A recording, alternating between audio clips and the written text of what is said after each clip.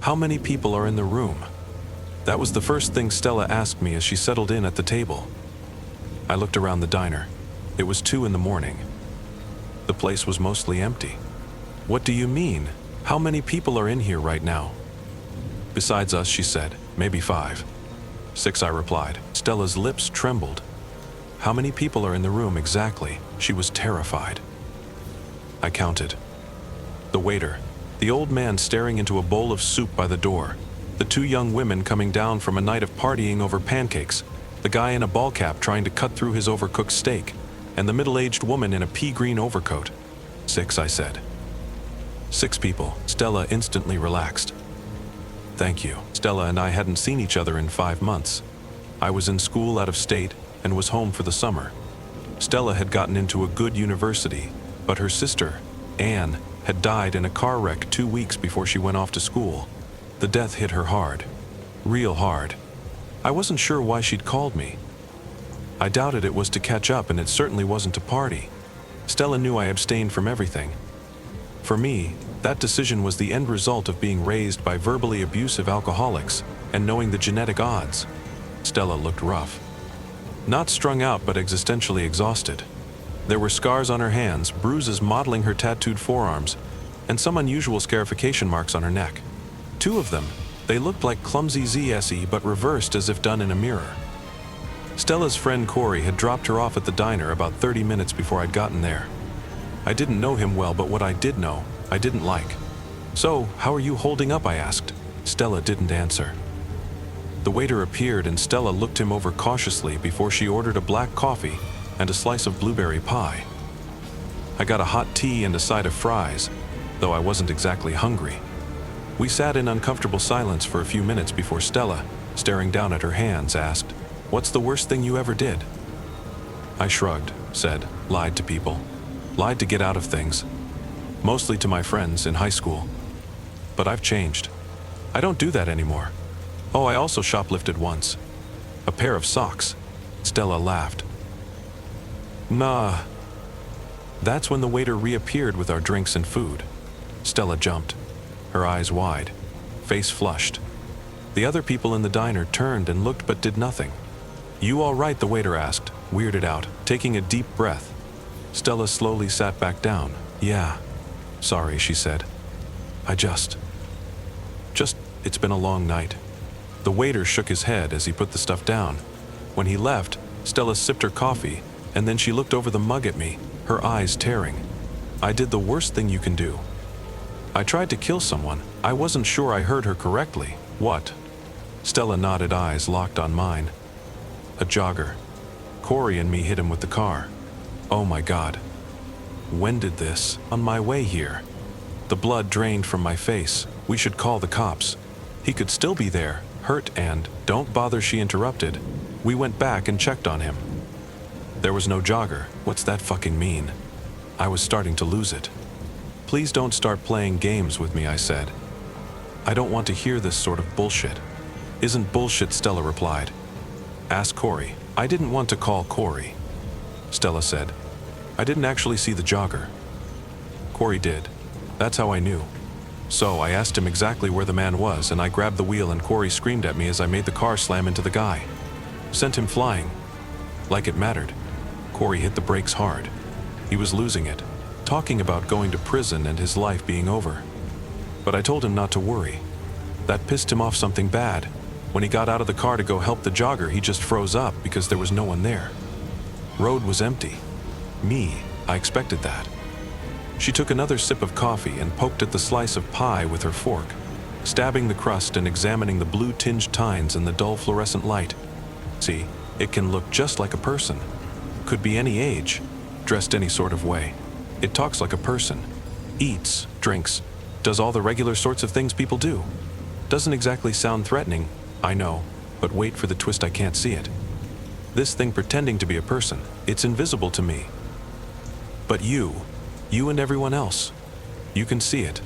I don't know what you're talking about, and I didn't. Stella finally looked up at me. 2 weeks ago, we were tripping. Me and Corey and this woman named Genevieve. She was the guide. This was at Corey's house on the deck. We dropped N-bomb, that synthetic MDMA stuff, We'd been using hallucinogens and trying to explore an inner mental space, tripping together, sharing the same imagery. It's crazy how, if you're in sync, like emotionally and mentally, you can basically travel together. I know how it sounds, I do. But it was really working for us. We were. I'd guess you'd describe it something like astral traveling. We'd built this architecture, this city, in our minds and then explored it. Mostly it was made of shifting, beautiful buildings. Structures that rose over us like mountain ranges. And in this mental city, that's where we came across it. The diner door chimed as the two young women having pancakes left. Stella watched them go, then turned back to me. I didn't need an explanation. There are 4 people in here now, I said. She nodded, sipped more coffee, and then continued. Well, this night we traveled deeper into the city than we'd ever been before. We ended up in a tower, had a spiral staircase. We all went up to the top floor and found a locked door. You're all seeing the same thing, I interrupted, not buying the experience. Yes, Stella's demeanor had intensified, the twitchiness melted away. We all saw it. Okay, so we get to this door. It's a metal door, dented, but from the inside, bulging out, like someone was kicking the door, trying to smash it down. Genevieve, she got scared, told us to not open that door, to stay far away from it. She said a Voyager was on the other side. Voyager. That's what Genevieve called it. Being a guide, she knew the sort of constructions we were exploring. She'd seen doors like this one, and she'd been warned about the Voyagers, the way she told it. They were like us, explorers in inner space, but not from our reality, from another one, a bad one. But long story short, I opened the door. Why would you do that? Stella stirred her coffee, lost in thought for a second. As she did, one of the cooks quietly came out from the kitchen and sat at the counter. He flicked through a newspaper someone had left and glanced over at me. He nodded, gave a little smile. I wondered if he'd made the fries I wasn't eating. After Corey and Genevieve drifted away, Stella continued, still staring at her drink. I heard a voice on the other side of the door. My sister's voice. She was begging, pleading with me to let her out. I swear it was her. So I opened that metal door. Feeling the stare of the cook, I ate a few of the fries. They were cold, soggy. What happened? I asked Stella. When I opened it, something suddenly brushed past me. Something clammy, cold. It touched me, very briefly. There was pain. Stella unconsciously motioned to the Z scars on her neck, then continued. Anyway, there wasn't a room on the other side of the door. Just a void. A deep emptiness. When the trip was over, I immediately felt a change. I felt like I was being watched. The whole rest of that night, the next day, the next week, something was following me. A shadow. A presence. And I knew. I just deep in my gut knew that if it caught up with me, if it touched me again, I would die. She kept stabbing at her slice of pie, breaking the crust, letting the congealed blueberries slowly tumble out in a little landslide of jelly. You told me that you can't see this thing, Stella. The door to the diner opened and 2 men in work overalls walked in, each holding a hard hat, their clothes dusty. Stella suddenly straightened in her chair. 2 men just walked into the diner. Right, I nodded. Yeah, just those 2 guys, Stella settled. Why me? I asked. Why did you want to meet? To tell me this. Stella smiled. First time she'd done that all night. Because I knew you'd believe me. I swallowed hard, my throat suddenly, impossibly dry. You've been a good friend. Stella blinked away, welling emotion. In high school, when things got bad. With boyfriends or assholes, you were the one I could confide in. The one that trusted me. The one that no matter what I did, no matter how stupid it was, you were there for me. A shoulder to cry on, a hand to hold, and she reached across the table and took my hand, squeezed it. Tight. Truth was, I'd had a crush on Stella most of high school. She was a friend, for sure, and for a while a good friend. I liked being that rock for her, but I'd always hoped for more. Like most friendships, it began with a one-sided attraction, mine, and even though I hadn't seen her in half a year, those feelings remained. Dormant, but there, waiting to be awakened. As Stella held my hand and smiled, I noticed. I felt her fingernail tracing something on the inside of my palm. At first slight, just a little pressure. Only it got sharper until... Ouch. Shit. I pulled my hand away to find Stella had cut me. She'd sliced a shape with her sharp pinky nail into my skin. It was a backward letter Z, like the ones on her neck. A ribbon of blood began to well up from the center of the small cut. What the hell? Stella. She just shook her head and stood up, backing away from the table, repeating over and over, "I'm sorry. I'm sorry. I had to, okay?" Had to what?